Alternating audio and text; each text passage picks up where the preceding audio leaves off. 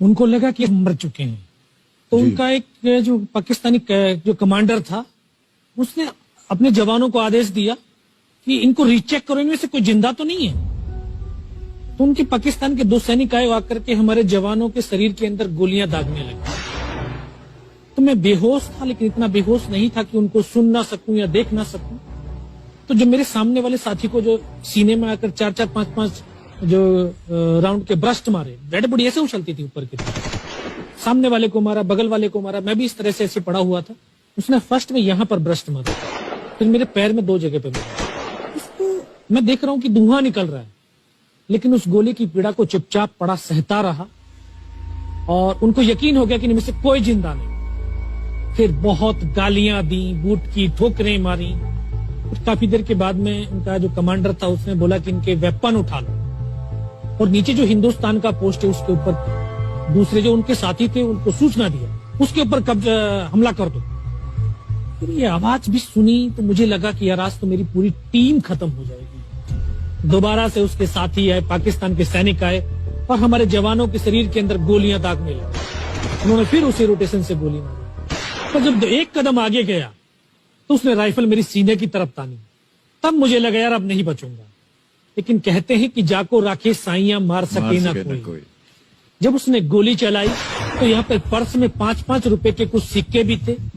जब गोली जाकर के सिक्कों पे टकराई तो मुझे भी आभास हुआ कि तो मर गया हूं। पाकिस्तान का दूसरा सैनिक आया, उसने आकर के मेरा AK-47 उठाया और वापस मुड़ा तो उसका पैर मेरे पैर से टकराया हो। तब मुझे लगा कि यार मैं तो जिंदा हूं।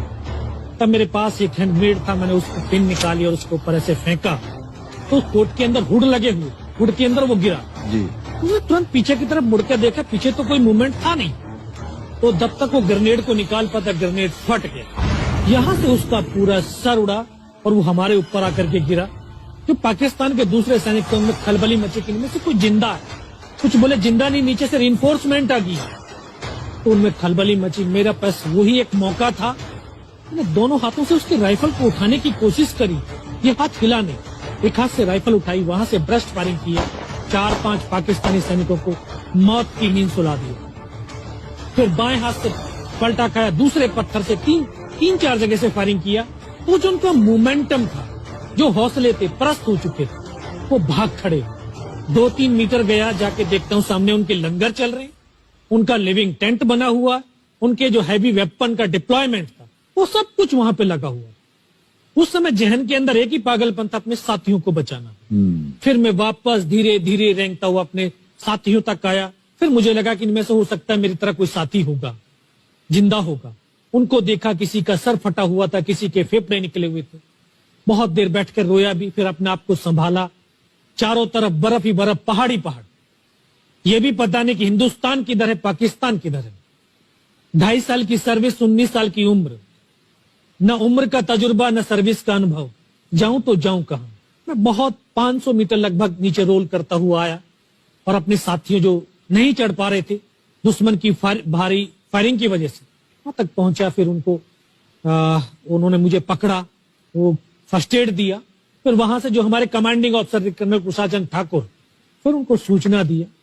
तो ये लगभग 1:30-2 बजे का समय था। वहां से फिर कमांडिंग ऑफिसर तक मुझे ले जाया गया। फर्स्ट एड तो हुआ, लेकिन ब्लड इतना निकल चुका था कि दिखाई देना बिल्कुल बंद हो गया था।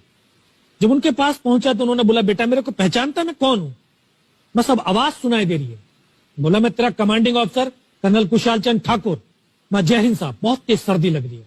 तो उनका जो लिविंग टेंट था उसमें के अंदर लेटाया, 3-4 स्टॉप जलवाए, थोड़ी सी गर्मी महसूस हुई। मैं, साहब थोड़ा सा पानी पिला दो। बोला, ठीक है पानी पिलाते हैं। तभी डॉक्टर साहब आए गए, उन्होंने ग्लूकोज की बोतल पिलाई, थोड़ी सी एनर्जी महसूस हुई। उन्होंने बोला, बेटा कुछ बता सकता हूं? मैं कहा, सब बता सकता हूं। तो उनको बताया कि सर ऊपर ये घटनाक्रम हुआ है और ये वहां की इंफॉर्मेशन है। तो लास्ट में उन्होंने बोला कि बेटा जवान की रिक्वायरमेंट क्या है? मैं कहा, साहब जवान की रिक्वायरमेंट अम्यूनिशन और फील्ड पट्टी की है। बोला, खाने के लिए नहीं चाहिए? सर भूख नहीं लगती। बस इतना कहते कहते तभी डॉक्टर ने कौन सा इंजेक्शन लगाया, फिर मुझे पता नहीं कहां पर। फिर होश आया 3 दिन बाद, देखा ऊपर पंखा चल रहा है। पता चला कि 92 बेस हॉस्पिटल श्रीनगर, और वहीं से मुझे बेस हॉस्पिटल दिल्ली रेफर कर दिया और 16 महीने तक उस हॉस्पिटल में मैं रहा। 16 महीने तक आपका इलाज चलता रहा? जी।